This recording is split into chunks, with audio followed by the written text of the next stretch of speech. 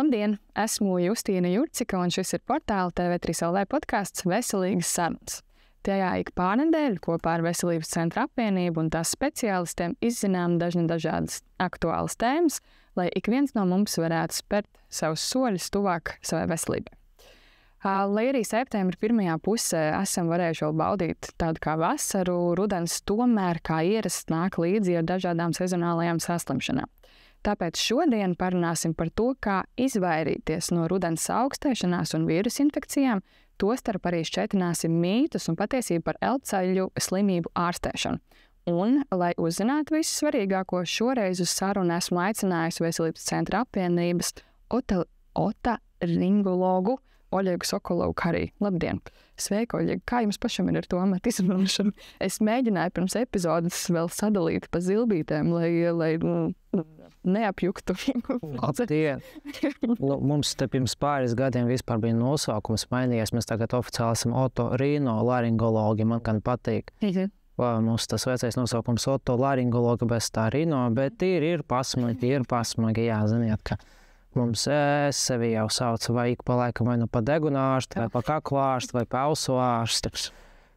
Pacientiem mūs sauc pa visādi, ir dažādi, tāds arī pārsvarā jau pa loriem mūs sauc, man tas vārds nepārāk patīk, bet galvenais, ka pierakstās pie galvenais, ka pierakstās, jā, bet galvenais jau, ka pierakstās, ka pie tā, kura vajag. Jā, tad ķeroties pie tās šīs dienas tēmas par šīm šajā sezonā aktuālajām saslimšanām. Kā tad ir ar to rudenu un arī ziemu? Kas ir tās raksturīgākās lietas, ar ko jūs savā praksē un arī kolēģi, kādus jūs pacientus redzat visbiežāk? Pārsvarā vasarā ir tāds klusuma brīdis lielākoties, vismaz sezonālu iekaisumu slimību gadījumos, jo pārsvarā tas ir saistīts ar to, ka vecāki izņem bērnus un bērnu dārza. Daudz bērnu dārza ir cieti. Daudz bērnu dārza ņem mēnešu atvaļinājumus, 2 mēnešu atvaļinājumus. Vecāki ņem savu mēnešu atvaļinājumus, tad tie bērni slimo daudz krietni mazāk, un tad viņi viens ar otru nekontaktējas. Tie bērni paliek veselīgāki, ja bērni paliek veselīgāki, pieaugušie paliek veselīgāki, bet tad tie bērni atgriežas dārziņos, un tad augšelpceļu iekaisumu biežums krietni palielinās, un tad mēs atkal, varbūt septembris vēl ir tāds klusuma mēnesis, jo daudz atgriežas skolā, vēl turās. No oktobra mēs jau gaidām pacientu plūsmu pieaugumu tieši ar augšelpceļu iekaisumu slimību simptomiem. Tā kā gaidām septembris, pagaidām tās klusuma mēnesis, daudziem var atvaļināt. Bet no oktobra sāksies. Tad, viens no tiem iemesliem bērni vairs tā savā starpā nesatiekas tik daudz un nenodod viens otram, pēc tam vecākiem mājās vai citiem brāļiem, māsām nenotiek šīs saslimšanas. Kas varbūt vēl ir tie iemesli, kāpēc tieši šajā laikā viņas ir, tas pieaugums ir vairāk vērojams, vai varbūt šis ir tas? Tas ir saistīts ar telpu vedināšanu pārsvarā. Siltākajos mēnešos mums tomēr tā vedināšana ir labāka, visu laiku logi tiek atstāta vaļā, tad vismaz tajā gaisa uzturošie mikroorganismi, vīrusi un baktērijas, viņas tiek izveidinātas ārā. Daudziem patīk caurvēji, kaut gan Latvijā mums tas caurvējš ir tāds lamu vārds. Nevienam nepatīk caurvēji, bet jā, tas tāds klasiskais Latvijas piemērs, ka latvieši baidās no caurvējiem, jā, bet ik pa laiku mēs tās caurvējas taisam.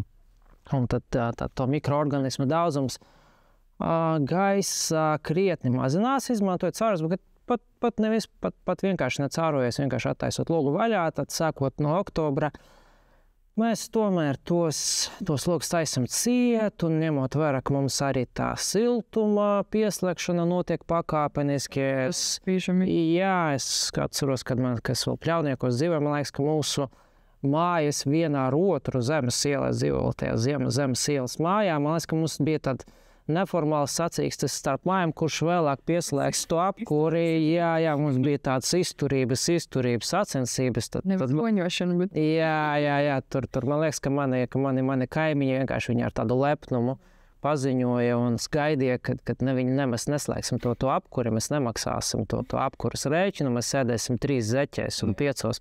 Un nevēdināsim telpas, protams, mēs aizkarķēsim visu cietumu, uzliksim to vieli zem tā loga.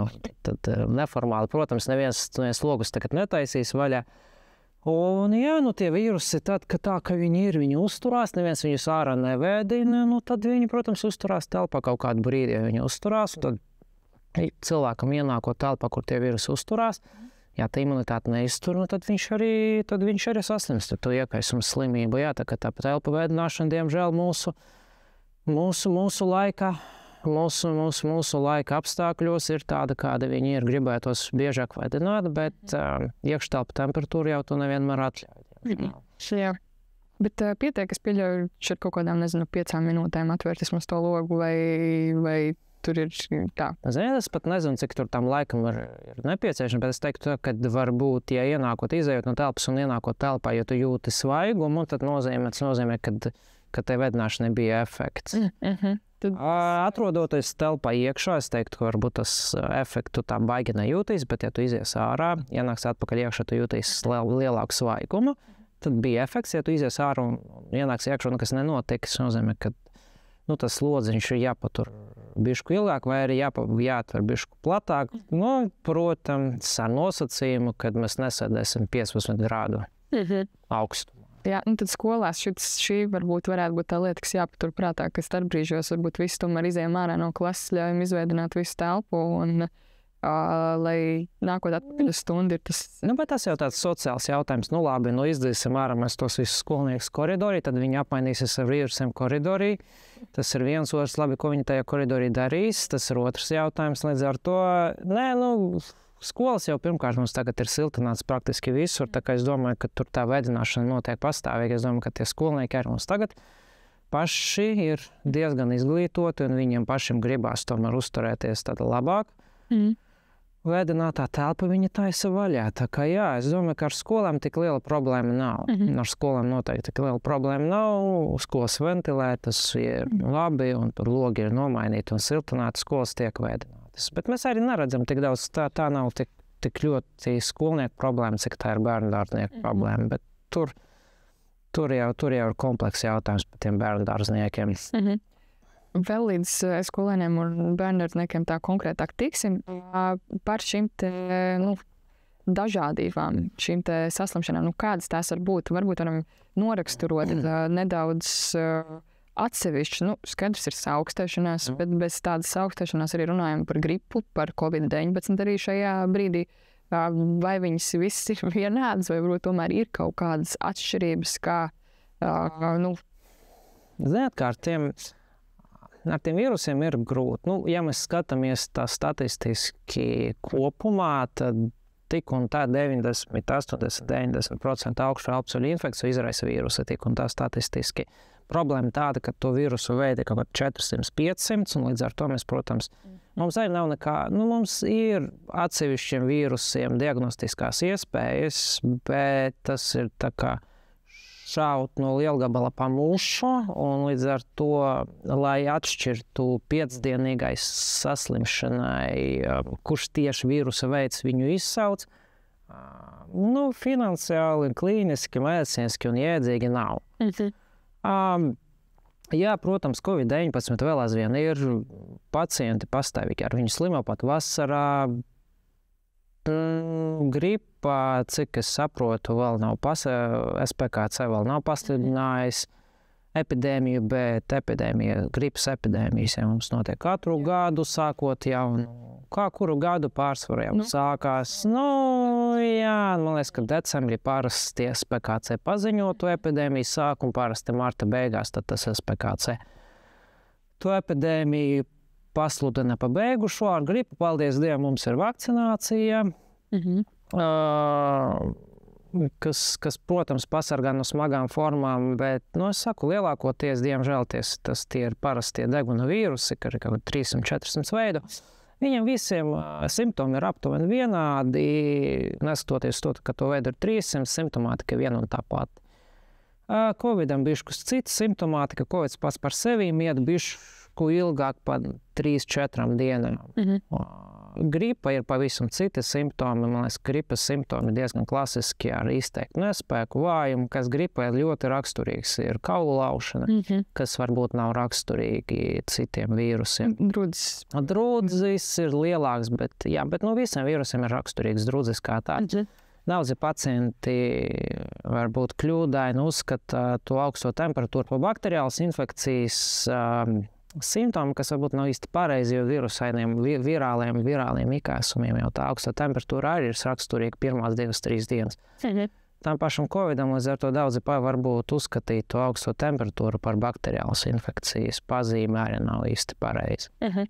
Un kā ar ārstēšanu, kāda ir tā pareizā rīcība, kas jūtu, man ir iesnas, izmēra temperatūra ir 37 vismaz, varbūt bišķiņu virs. Kāda ir tā pareizā rīcība? Jā, un kurš varbūt ir tas brīdis, kad ar to pašārstēšanos nebūs līdzēts, bet ir jāzvana ārstam, vai varbūt pat jāieplāno kaut vizīti? Pašārstēšanas jau tāpat mēs nevaram izkļūt, jo ģimenes ārsts un speciālists jau nevar ārstēt pilnīgi katru pacientu. Ja mēs skatāmies statistiski jau katram cilvēkam to augšu elpceļu iekaisums ir vidēji 4, 5, 6 reizes sezonā, un ne man, ne jūsu ģimenes ārstam. Tas ir normāli. Jā, tas ir statistiski 4, 5, 6. Tas ir to, ko es saku pacientiem, kad neviena operācija, neviens līdzeklis nevar pasargāt vismaz no 2, 3, 4 epizodēm. Saslimšanu neviens. Ja viņi būtu, mēs vienkārši visiem pēc kārtas tās operācijas taisītu, vienkārši mēs tad strādātu 24/7, tur 3 maiņās.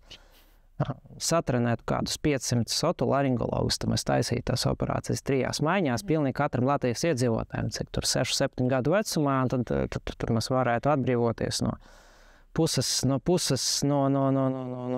no medikamentiem, kas aptiekā ir pieejamas, un tad sabankrotētu diezgan lielu daļu farmaceitisko firmu, un pie reizes arī tad atbrīvotu. Mēs varētu arī otolaringologus netrenēt pie reizes, mēs tad varētu arī to. Bet katrā ziņā es saku tā, no pašārstēšanas tāpat pacients nevar izkļūt, bet, manuprāt, ļoti vienkārši ir katram simptomam, katru simptomu ārstēt atsevišķi. Ja pacientam ir deguna, tūsku un elpošanas problēmas, tam ir savi līdzekļi. Ja pacientam ir sāpes, jebkuras sāpes, deguna sāpes, galvas sāpes, kakla sāpes, tad mēs tos ārstējam ar pretsāpju līdzekļiem, kas varbūt daudziem pacientiem šķiet paradoksāli, kas, manuprāt, ļoti interesanti. Piemēram, tās pašas kakla sāpes pacienti mēdz neārstēt vispār, vai arī ārstēt ar dīvainiem līdzekļiem, kaut gan... Kas ir dīvaini? Tur skalošana ar visādiem dažādiem maisījumiem, kad viņi tur samaisa sodu ar jodu, ar sāli, ar kumelītēm, un tad vēl kaut kādu. Pēdējais, ko es esmu dzirdējis, ir tēja, koks, sēklu ekstrakts. Kas, starp citu, ļoti dārgs. Starp citu, viņš pārdodas internetā, viņš kaut kādu pudelīti 50 eiro maksā, un tad, turpat oficiāli indikācija ir kakla sāpes. Bet lūdzu, nedara to. Nē, jūs varat to, protams, darīt, ja jums nav ko citu darīt, bet tējas koka sēklas ekstrakts jums sāpes neuzinās. Sāpju mazināšanai mums ir domāti pret sāpju līdzekļi. Ja pacientam nepatīk kaklu skalot, vai nepatīk tur ledenes, vai nepatīk kakla spreji, tad vienmēr mums ir pieejami pilni plaukti aptiekās ar pret sāpju līdzekļiem. Tabletītes, pulverīši. Klizmiņas maziem bērniem, parastie pretsāpju līdzekļi, ibuprofēns, aspirīns, paracetamols, droši viņa līdz jebkuriem sāpēm. Tā kā tā, kā es saku, deguna tūsku mēs ārstējam ar prettūskas līdzekļiem, sāpes mēs ārstējam ar pretsāpju līdzekļiem, drudzi mēs ārstējam ar tiem pašiem pretiekaisuma līdzekļiem, pretsāpju līdzekļiem. Pirmās 3, 4, pat 5 dienas mierīgi var ārstēties paši. Protams, ja tā simptomātika pieturās ilgāk par 5 dienām, tad gan ir varbūt ģimenes ārstam jāpiezvana. Pieminējāt jau neparastas metodas. Tas lietas, neparastas metodas ir, kā cilvēki mēģina sevi ārstēt. Kas varbūt ir tās kaut kādas tipiskākās kļūdas, tostarp no tādas, tipiskāk tautas metodēm, cilvēki jūs dzirdat, ka izmanto. Tautas, mēs saku, man jau vienmēr fascinē tie daži kokteļi, ar ko pacienti skalo savas rīkles. Tie kokteļi ir savādi, savdabīgi pacienti. Kombinē tās vielas dažādos veidos. tur sāli dažāda koncentrācija, tad vēl sodu pievieno klāt, tad vēl jodu piepilina klāt, tad vēl kliņģerītes vai. Sundutīs, ne? Jā, tad samais, neizdzer pats galvenais, ka viņi to neizdzer, tad viņi izskalu izpļauj ārā. Tas man vienmēr fascinē, un visi tie līdzekļi, protams, izraisa lielāku apdegumu. Tas tāda paškaitēšana, bet dažiem pacientiem patīk paškaitēšana, tad ir ļoti paradoxāla situācija, kad pacienti atslēdzās no tām sāpēm, ko izraisa iekaisums, uz tām sāpēm, ko izraisa tas skalošanas līdzeklis, tad viņam tas apdegums no tā skalošanas līdzekļu kokteļa pārslēdz tās sāpes, kas bija pirms tam. Un pacientiem šķiet, tas ir tā kā, tas ir tā kā ar odas kodienu, it kā viņš kods tev iekož, un tad tas kasās, un tad tu pakasi, un it kā nekasās, bet pēc mildes kasās vēl vairāk. Paldies Dievam, ka rīkli ir izturīgi, un viņi var izturēt to visu lietu. Otra tāda biežāka problēma, ar ko mums diemžēl nākas saskarties, un diezgan ilgi mēs viņus ārstējam, un diezgan grūti ir ārstēt, ir deguna tūsku noņemšanas līdzekļu pārāk ilgs lietojums, pielietošana. Jo visi tie līdzekļi, viņi jau burvīgi līdzekļi. Burvīgi tie līdzekļi ir, kas sašaurina asinsvadus, uzlabojas, pat jokoju, kad, manuprāt, tie ir labākie, vismaz medicīna izgudrotie līdzekļi, un viņu efekts ir šitāds. Pacients nevar apelpot ar degunu, tad viņš paņem vienu no tiem līdzekļiem, viņš to pielieto, izsmidzina vai iepilina degunā, un pēc sekundēm 30 tā deguna elpošana ir ļoti laba. Problēma tāda, kad pacientiem tas efekts tik ļoti patīk, ka viņi mēdz tos līdzekļus lietot ilgāk par 5 dienām, ko darīt, protams, nedrīkst, jo tā ļoti tāda pierod pie šī līdzekļa, un viņi vienkārši pārstāj pati to tūsku noņemt. Un daudziem pacientiem, diemžēl, tos līdzekļus lieto nedēļām, mēnešiem. Man daži pacienti, kuriem ir gadiem ilgi tā lietošana. Bet tu jau nevar saukt tādu atkarību jau kaut ko? Ir atkarība. Tā ir atkarība. Tā ir, protams, viņa nav tāda atkarība kā no narkotiskām vai alkohola, bet tik un tā jau ir atkarība. Problēma tāda, ka mēs nevaram tiem pacientiem iedot to līdzekli, viņš ir nestrādā. Kas strādātu tikpat labi, bet neizraisa atkarību. Tur tā visa problēma, ka mēs nevaram pacientus izārstēt šitādi. Mēs nevaram viņam iedot citu aerosolu, kas strādās tikpat labi, bet kuru var atcelt jebkurā brīdī, un pēc atcelšanas tā tūska neatgriezīsies. Un tad ir grūti. Līdz ar to es vienmēr visus pacientus aicinu 5. 6. dienā, pat ja tā deguna tūska vēl līdz galam nav pārgājusi, tos bezrecepšu deguna tūskas noņemšanas līdzekļus atcelt. Kā ir ar kaut kādām inhalācijām, ķiploku ēšanām, tādām pārmērīgām? Ķiploku ēšana pati izņemot to nepatīkamo kosmētiski aromatisku efektu, sarunājoties ar citiem cilvēkiem. Oficiāli jau ķiplokiem ir tās ēteriskās aromatiskās vielas, kuras it kā teorētiski iedarbojās uz vīrusiem, iznīcinot to membrānas teorētiski. Protams, tas nenotiek radikāli. Tiem cilvēkiem, kuri pieradušies ķiplokus, tie turpinās ēst ķiplokus. Vienīgais, ko es noteikti kategoriski neiesaku darīt, ir daudziem pacientiem ir ideja, labi, ja jau to ķiploku aromatiskās vielas iznīcina tos vīrusus, un man ir puņķi, tad es to ķiploku iebāzīšu degunā. Vai ausī? Ausī, jā. Līdz ar to, ja man sāp auss vai deguns, tad tas deguns iznīcina tos vīrusus baktērijas, tad es to ķiploku iebāzīšu ausī vai degunā. Kas izraisīs apdegunu. Es esmu vilcis gan ķiplokus gan no ausīm, gan no deguniem. Līdz ar to es varbūt aicinātu ķiplokus nebāstu degunā, jo labāk nepaliks, bet man būs diezgan grūti viņu izņemt ārā. Ja viņš nav ciets, viņš ir šķidrs, un viņu izņemt, viņš sašķīst, un līdz ar to viņu izņemšana, varbūt no ausīm nav tik sarežģīta, bet no deguna gan. Jā, arī deguns jums smirdēs, tā kā lūdzu, nē. Es teiktu, ka ne ēteriskas eļas, ķiplokus ēst var būt radikāls uzlabojums, no tā nebūs sliktāk arī nē.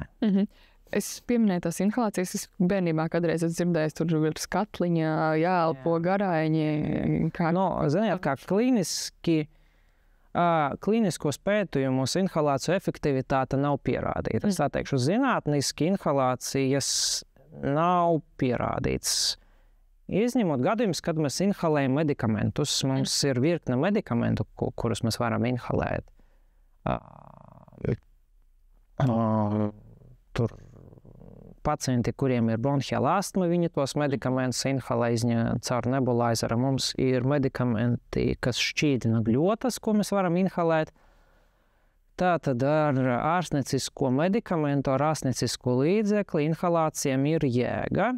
Inhalācija vienkārši ar tvaiku klīniskajos pētījumos efektivitāte pierādīta nav. Otrkārt, ja tas tvaiks ir pārāk karsts, viņš var izraisīt apdegumu augšelpceļu gļotādā, kas nesīs citas problēmas.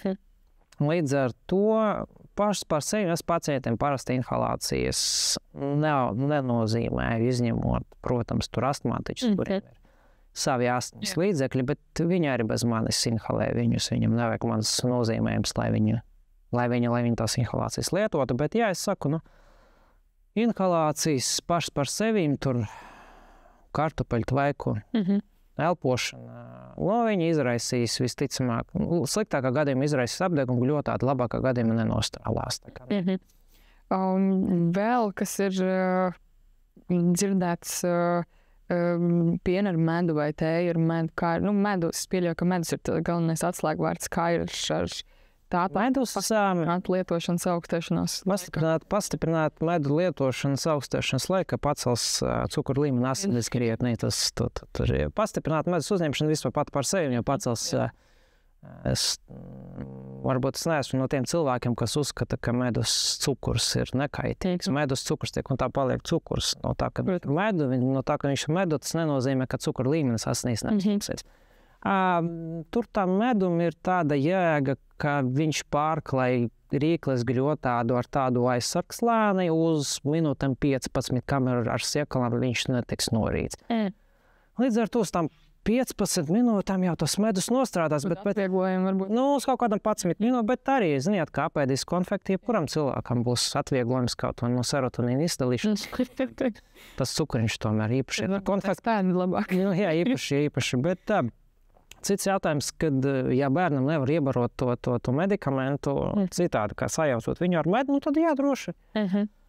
Var izmantot medu, bet no otras puses, lietojiet medu, atbalstiet Latvijas medu ražotājiem, viņiem tas ir vajadzīgs. Pērkat medu, atbalstiet Latvijas ražotājus, bet es saku, nav tā, ka medus nepaceļ cukuru līmeni asinīs.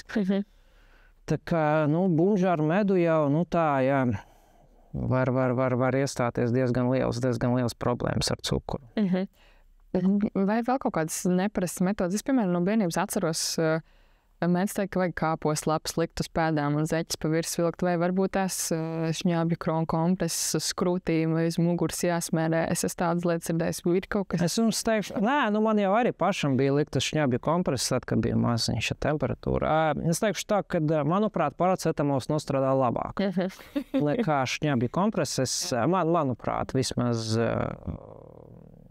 ne tev jāliek šņābju kompreses. Tur ir tā jēga, tāpēc, ka etanols jau paplašina asinsvadus no sākuma, bet pēc tam mēs viņu sašaurinām, kas ir alkohola iedarbība uz organismu. No sākuma asinsvadi tiek paplašināti, pēc tam viņi tiek sašaurināti. Paplašinot asinsvadus, protams, tā temperatūra krīt, pat cik karstas asinis iziet ārā no asinsvadiem. Tur, protams, savā ziņā medicīniskā jēga ir cits jautājums. Es uzskatu, ka paracetamola adekvāta deva to izraisa labāk. Es zinu, ka traumatologiem patīk likt kapostu lapas uz locītām, tad, kad viņas piepamst. Cik tas ir medicīniski jēdzīgi, tas jums būs jāpaprasa traumatologam.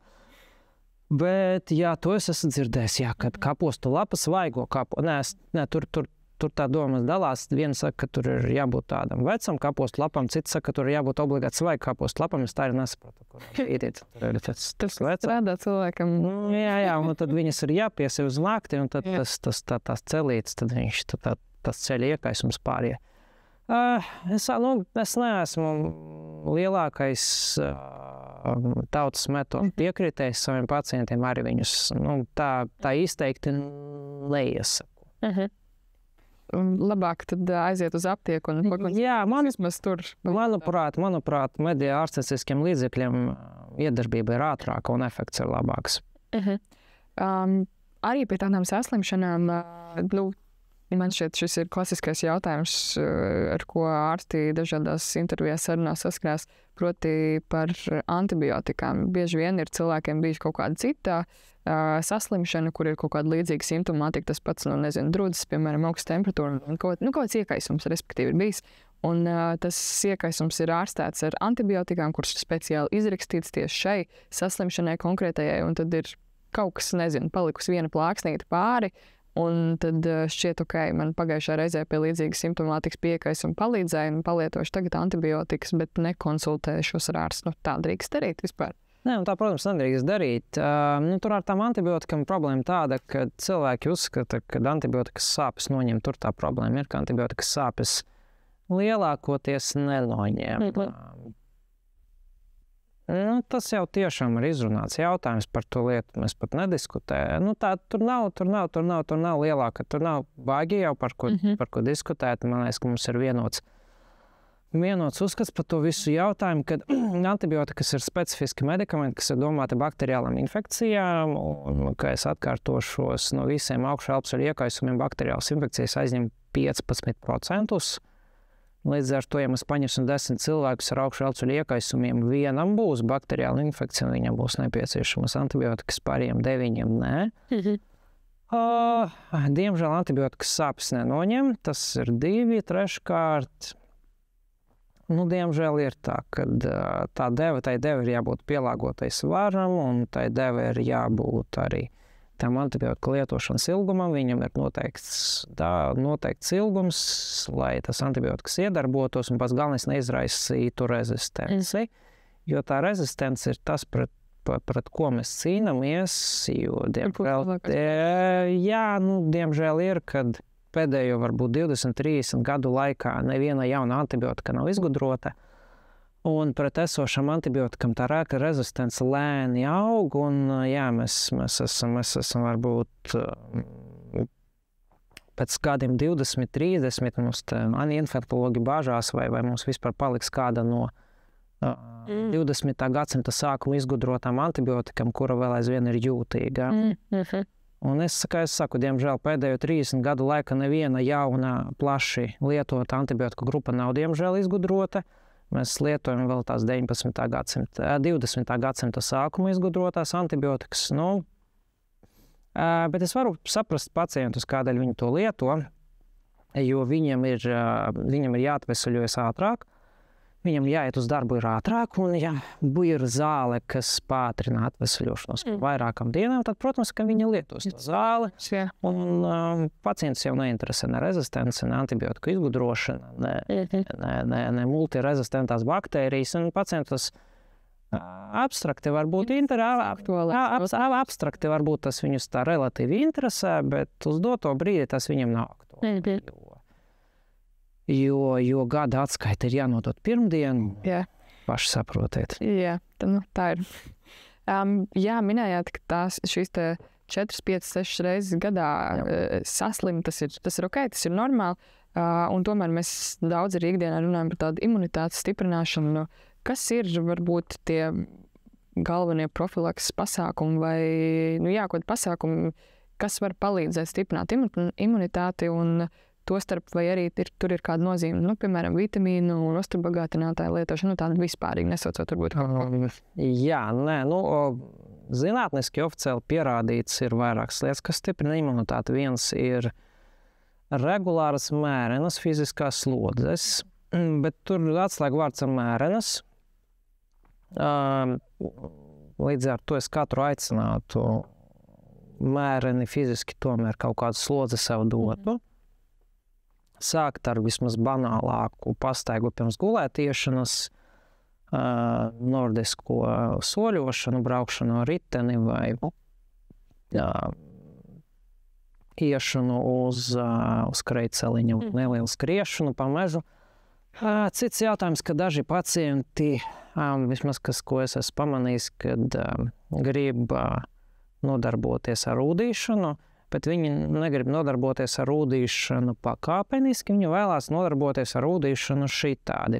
Tad izdomā kaut kādā 30. novembrī, kaut kāda 30. novembrī pēc tam, kad viņa nedēļu noslimoja kaut kādu virusēnu iesnām, kad, man ar šito pietiek. Mans draugs ir pateicis, ka viņš tā kā peldās Lielupē katru nedēļu, un tad viņš pēdējo reizi slimojas 1985. gadā, un kopš tā brīža viņš tur katru nedēļu tajā Lielupē peldās. Un kad man arī, ja tas mans draugs neslimo, tad es arī iešu uz Lielupu peldēties, un tad pirms tam viņš to nekad nav mūža darījis, un tad viņš aiziet uz to Lielupu 30. novembrī, nopeldās un dabū plaušu karstu. Ko es noteikti neiesaku, ja kāds grib rūdīties, man pacienti prasa par rūdīšanu, saku, tad ir jāpaprasa, es pats neesmu tas augsts peldēšanas piekritējs, es noteikti nokristu ar plaušu karstu, un es ar to nodarbošos, bet ir jāpaprasa tiem cilvēkiem, kas ar to nodarbojas profesionāli, viņi pateiks, ka, ja kāds grib nodarboties ar rūdīšanu, tad ir vienkārši, tad ir jāsāk peldēties vasarā, un nav jāizcīd, un nav jābeidz. Līdz ar to es noteikti neiesaku uzreiz skriet iekšā dīķī. 1. decembrī peldēties, neko labu tas nenotiks. Bet mērenas fiziskās slodzes, jā. C vitamīns teorētiski palīdz, bet C vitamīns ļoti lielās devās. 1,5 gramus un uz augšu. Man liekas, ka vidēji viena tablete, vienās kapsulās, kur tur izšķīst tajā burbuļos. Man liekas, ka tur vidēji kaut kāds 500 mg, līdz ar to man liekas, ka 3 tās tabletes ikdienā viņš ir jāliek. Telpu vedināšana. Noteikti, protams, es iesaku visiem vakcināciju kaut vai pret gripu. Labi, tur Covid vakcinācija diskutabla tēma, bet gripas vakcīnu noteikti visiem iesaku. Katrs es pats vakcinējos jau tur 5-6 gadus pēc kārtas ar gripas vakcīnu. Neviens sarežģījums man nav bijis, ļoti laba atbalstām vakcīna. Tas ir to, ko es iesaku visiem. Vai ir kaut kādas atšķirības tādos profilaktiskos pasākumos starp pieaugušiem un bērniem? Vai varbūt tās lielos vilcienos tas ir? Bērnus noteikti dīķī mēs pielēmēs. Ar bērniem ir vieglāk tā mērena fiziskā slodze, jo bērni paši ar lielu prieku tur nodarbojas visās fiziskās aktivitātēs. Bērnus, protams, ir grūtāk pierunāt uz vakcināciju un vitamīnu dzeršanu, bet ar fizisko slodzi bērniem ir vieglāk, jā, noteikti. Varbūt es ieteiktu, bērniem diezgan populāri ir visāds tur bērnu istabiņu apmeklējumi, draugu un draudzenes dzimšanas dienas, teiksim, ja tur tajā vecaku čatiņā rakstīs, kā klausties, tur pusē bērnu būs puņķis, kurš atnāc uz to bērnu pasākumu. Varbūt es teiktu, ka varbūt savu jau nelaizam. Tas varbūt mans tāds profilaktisks ieteikums. Un tad no šī izējot, es pieļauju, ka atbild uz jautājumu, kā vecākiem rīkoties, ja bērnam ir nelielas iesnas, kaut vai nelaist uz skolu labāk un bērndārs. Ziniet kā, tas tāds, man ar vecākiem ir ik pa laikam ir diskusijas par šo jautājumu, tās diskusijas nav vieglas, un es domāju, ka ne tikai man, arī ģimenes ārstiem. Tas nav gluži medicīnisks jautājums, cik tas ir sociāli ētisks, filozofisks jautājums, nav viņš tāds sociāli ētisks. Tas, ja mamma aizsūtīs to savu dēlu, kuram ir puņķis un dārzeņu, ar varbūtību 99% tam bērnam sliktāk nepaliks. Viņš nepaliks slimāks nekā viņš tagad ir, bet visi apkārtējie bērni gan saslims. Tas ir sociāls jautājums. Ja mums būtu es teikšu tā, ja mēs sabiedrības iekšpusē varētu vienoties par kaut kādu sociālu kontraktu vai sociālu vienošanos vecāku vidū, ka tik līdz bērnam ir puņķis, tik līdz bērns nošķaudās un sāk klepot, mēs to bērnu uzreiz paturam mājās. Bet to dara visi, pilnīgi visi, mēs samazinātu bērnu slimošanu, es domāju, ka 5 reizes, vai 7 reizes, vai 10 reizes. Tas varētu būt tādai kolektīvai. Bet tas ir kolektīva vienošanās starp vecākiem. Un man ir ik pa laikam diskusijas par šo jautājumu ar vecākiem, un vecāki daži man piekrīt, lielākā daļa pasaka, bet, klausieties, bet, Latvijas Energo kurš maksās? Jā. Tad saprotam arī tā motivācijas bērnus ved uz skolas bērniem. Jā, un tas ir vēl jautājums par to, ka mēs arī diskutējam par to, kad par izdalījumu krāsu, un par to, vai tā klepošana. Tā šķaudīšana ir alerģiska, nav viņa alerģiska. Mans uzskats, ka oficiāli, gan sociāli, gan sabiedrības veselības ziņā, gan kliniskā ziņā bērns, kurš klep un šķauda, ir lipīgs, un viņš ir bīstams apkārtējiem bērniem. Ja tie visi bērni ir veseli, izņemot pārējo vecāko sakaitinātību, tas neko neizrasa, bet ja tur nedod Dievs ir bērns, kuram ir ķimioterapija, vai kuram ir cukura diabēts, vai kurš tiešām iziet kaut kādu, kuram bērniem arī mēdz būt arī audzēji, diemžēl, un viņš iziet ķimioterapijas kursu, un diemžēl viņam tā augšā elpošanas infekcija var izraisīties fantāli, diemžēl, un tas ir to, ko es vecākiem saku, ka jūsu bērns, jūsu bērnam jau nekas slikts nepaliks, bet tam citam bērnam, kurš varbūt tajā grupiņā ir, tas var būt ļoti bīstami, bet, kā es saku, tas tāds sociāls kontrakts starp vecākiem, kurš pagaidām, diemžēl, nav izturams. Tādā ziņā, ja ir zināms kaut kas vairāk arī par tiem bērniem, kas ir klasē vai bērnības grupiņā, un ja zina, ka kādam ir tāds hronisks vai kāds... Vecāki jau ir sautīgi. Vecāki ir sautīgi, Protams, bet tas būtu aspekts, par ko paturēt prātā, ja zina. Bet tie vecāki pateiksim, bet izņemat taču ārā to slimo bērnu, izārstēt viņu, tad atvedat viņu to skolu. Jā, tāds brīžam cīņa ar veidzirnavu. Cīņa ar veidzirnavu, es saku, kam ir tas sociāls. Tas ir, mēs pat ar mūsu kolēģiem diskutējām, ka padomju laikos it kā bērni slimojuši retāk, cik es saprotu, tas arī ir saistīts ar to, ka tiešām tik līdz tas bērns ieklipojas, tad tas bērns tika izņemts, noturēts, izolēts sēdīs. Ātri, hop, tas ir ar to. Labi, ir tā nelielā iesna, sūtam tomēr bērnu uz skolu, kā ir ar sporta stundām un kaut basēnu. Var atļaut dienā iet uz šādām nodarbībām, vismaz atturēt no... Bērniem es to neiesaku. Par pieaugušiem ir cits jautājums, kad, ja pieaugušais ir tiešām sportists un regulāri sporto, un tas iekaisums ir ļoti neliels, es dažiem atļauju. Sportošanu, ja simptomi nav izteikti. Nelielā mērena slodze aktivizēs imunitāti, palīdzēs ātrāk atvesļoties. Protams, pieaugušam, kurš klepo, šķauda un viņam ir temperatūra, tad tam sportošana, protams, pašam par sevi, viņš viņu nevarēs pasportot. Jā, bērniem es parasti neatļauju, ja viņš aplipinās pārējos bērnus. Labi, un... Ja neskaita to, ka varbūt vajadzētu labāk tomēr atstāt mājās bērns, ja ir pie saaugstēšanās, kas varbūt ir citas tādas biežākās kļūdas, ar ko jūs sastopaties, ka vecāki mēģina palīdzēt bērnam un ārstēt viņu, bet tās nav tās vēlamākās metodas, teiksim. Ar ārstēšanu, man liekas, ka visi vecāki jau tagad ir diezgan izglītoti. Pirmkārt, jau bērns jau pārsvarā ģimenes ārsti ik paliekam viņu kādu pie otolaringologu aiziet, tad vismaz mani pacienti, viņi vienkārši skatās uz maniem izrakstiem un dara to pašu, ko es darīju iepriekšējo reizi.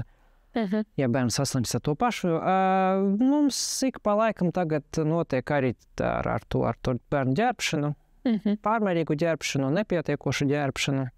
Galvenais, viena vai otra galēji. Jā, galvenais, lai bērns ir, lai viņš nav pārmērīgi apģērbs, un lai viņš ir nepietiekoši apģērbs. Galvenais ir noturēt to vidēju ķermeņa temperatūru nemainīgu. Lai viņam tā temperatūra noturās vidēji, lai viņa neuzkāpj un strauji nenokrīt. Lai viņš nesasvīst, bet arī nesasalst. Tas ir galvenais. Bet man liekas, ka arī vecāki arī to arī sāk pamazam apzināt, bet tas arī tāds sociāls jautājums, nevis medicīnisks. Tad arī noslēgumā par tām zināšanām. Kā jūs novērojat tos cilvēkus, kas nāk pie jums, pie tiem pacientiem, pie jums, mēs kļūstam kā sabiedrība arī tāda zinoša un atbildīgāk par savu veselību, vai tomēr tādas, kā mēs te segmentu veseli veltījām tautas medicīnai, vai varbūt tomēr tas joprojām kaut kādā mērā... Vismaz pēdējo gadu, ko es esmu novērojis, kas, manuprāt, es varbūt esmu optimistiskāks nekā mani pārējie kolēģi. Pacienti sāk izmantot mākslīgā intelekta chatbotus ārstēšanai. Tas ir daudzi tas nav pareizākais. Tas, manuprāt, pie izvēles nedarīt tā kā parasti vai uzprasīt chatbotam, ko darīt. Manuprāt, tā chatbota izmantošana nav sliktākais variants, jo, paldies Dievam, vismaz esošie chatboti, gan ChatGPT, gan Gemini, viņi tomēr, paldies Dievam, ir noregulēti vismaz šobrīd uz zinātnes balstītu medicīnu. Viņi, protams, vienmēr iesaka gan vakcināciju, gan kliniskos pētījumos viņi balstīto medicīnu. Līdz ar to es neesmu novērojis, ka chatboti būtu kaut ko pilnīgi galīgi aplami uzrakstījuši. Līdz ar to es pret to izturos diezgan mierīgi, un man nav nekāda pretenzija, ka pacients izmanto chatbotu, lai tas chatbots viņam uzraksta vismaz aptuveni, ko darīt. Tajās situācijas, kad chatbots pasaka, ko tev darīt, tad varbūt daudzās situācijās tas pacientu attur kaut kāda kārtējā 10 minūšu zvanu savam ģimenes ārstam.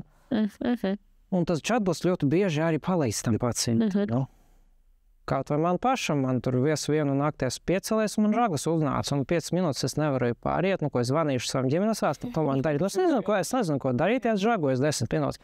Es uzrakstīju chatbotam, viņš izstāstīja, viņš man iedeva 3 metodas, kā es varu dabūt žaglis nost, un tad, jā, tiešām tā metoda nostrādāja, es aizgāju gulēt tālāk. Līdz ar to tas ir tas jaunais, kas nāk iekšā. Es saku, kamēr tie chatboti ir noregulēti uz kliniskās, zinātniskās pierādījumu balstītas medicīnas pamatiem, man pret to nav pretenzija, lai chatboti tiešām tos pacientus parastojos, nesarežģītajos situācijās mēģina ārstēt. Manuprāt, tā nav sliktākā opcija, kas šobrīd pastāv. Bet vispārīgi esam tādi atbildīgāki pret savu veselību. Covid-19, man liekas, tā visas apstādinājas pauzes, iemācīja pašizolēšanos, palikšanu mājās, vai varbūt mēs esam aizmirsuši jau? Nē, man liekas, ka vismaz to pirmo gadu pēc Covida, jā, bija izmaiņas, man liekas, ka tagad atpakaļ. Vienīgais, ko es redzu, ka vairāk cilvēku nesā maskas, tad, kad tas, kas man priecē, kad cilvēki, kuri tiešām klepo un šķauda, teiksim, atnākot publiskais telpās, uzliek masku, kas, manuprāt, ļoti labi, kad vismaz Covid šo ir iemācījis. Kad maskas lietošana, kad no maskas lietošanas cilvēks nenosmaks. Jā, ka tas nav dīvaini, tas nav dīvaini, un to nedara tikai Japāņi. Ka to nedara tikai dīvainie Japāņi, un ka to var darīt arī. To var darīt arī cilvēki, un tas pasargās apkārtējos no inficēšanas. Tas tātad sabiedrības cieņa viens pret otru. Oļega, mēs esam izrunājuši ļoti daudz, un man šķiet ļoti vērtīga saruna šī ir bijuši šajā laikā, kad, jā, kā es sākumā minēju, rudens ieskrienās, vasarā tiešām beidzot iztās saka ar Dievs mums vismaz uz kādu laiku, un tad noteikti, diemžēl, ārsti var sakt gaidīt pacientu pieplūdumu, skolēniem arī atgriežoties skolās un bērndārzniekiem atgriežoties bērndārzēs. Jā, Oļega, paldies jums liels par šo vērtīgo sarunu. Paldies arī jums, ka skatījāties vai klausījāties mūsu šo un arī visas citas iepriekšējās podkāstu veselīgas sarunas epizodes varat atrast portālā TV3LV, kā arī mūsu YouTube un Spotify kontos, un tiekamies jau nākamreiz, kad kopā ar vēl kādu veselības centra apvienības speciālistu spērsim nākamos soļus tuvāk veselībai. Paldies!